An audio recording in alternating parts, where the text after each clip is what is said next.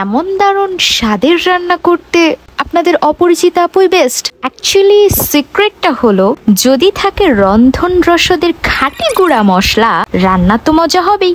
এমনিতেই আপনাদের অপরিচিত আপু রান্না কিন্তু মন্দ করে না।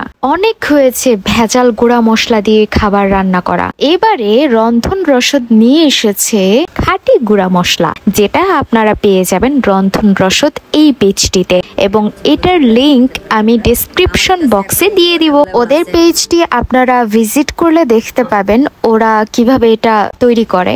যেমন এই মরিচ থেকে শুরু করে হলুদ এসব ওরা গ্রাম থেকে সংগ্রহ করে, দেন নিজেরাই রোদে শুকিয়ে গুঁড়া করে। তো এখানে আসলে ভেজাল পাওয়ার কোনো সম্ভাবনা নাই। তো অনেকদিন আগেই আমার এই ছোট ভাই, যার এই পেজটি, ও আমাকে গুঁড়া মশলা উপহার হিসেবে দেয়, এবং দেওয়ার পর সে বলে যে আপু, এই মশলাগুলো আপনি খেয়ে তারপর রিভিউ দিবেন যে কেমন। ও আমাকে মশলাগুলো দিয়েছে বেশ অনেক দিন আগে, অ্যারাউন্ড 1 মান্থ আগে। তো আজ আমি রান্না করেছি, তো এই বিষয়ে আপনাদেরকে আমি দেখাবো যে আমি রান্নায় এই মশলাগুলো ব্যবহার করার পর স্বাদ কেমন হয়েছে। বেসিকলি খাবার মজা হয় কেন? মশলার কারণে। যত খাঁটি মশলা দিয়ে আপনি খাবার রান্না করবেন, ঠিক ততটাই স্বাদ পাবেন। গুঁড়া মশলাগুলোর ঢাকনা খুলতেই এত সুন্দর সুন্দর স্মেল পাচ্ছিলাম। যাই হোক, আপনাদেরকে দেখাচ্ছি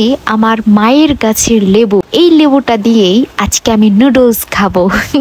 নুডলসে লেবু আমি খুব পছন্দ করি, এবং এটা হচ্ছে মেহেন্দির পাতা গাছ।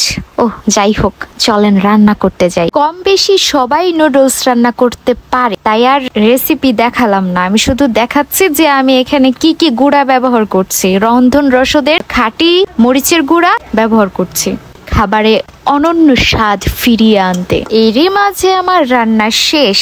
এন্ড গাইস, এটা দেখতে এত টেস্টি ছিল, খেতেও অসাধারণ হয়েছিল।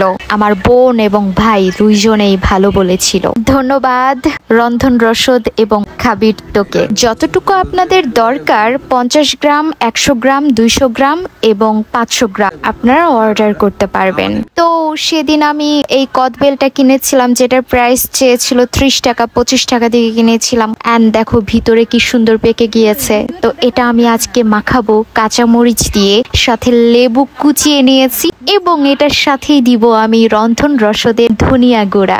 এন্ড দেওয়ার পর ভাই কি সুন্দর স্মেল যে বের হইছে। এখন মনে করেন যে এটা আমি খাবো, আর আপনাদের জিহ্বাতে জল এসে গিয়েছে। তাই দ্রুত করে কদবেল কিনে তার সাথে ধনিয়া গুঁড়া মিক্সড করে মেখে খেয়ে ফেলুন কদবেল মাখা, কদবেল ভর্তা, যাই হোক।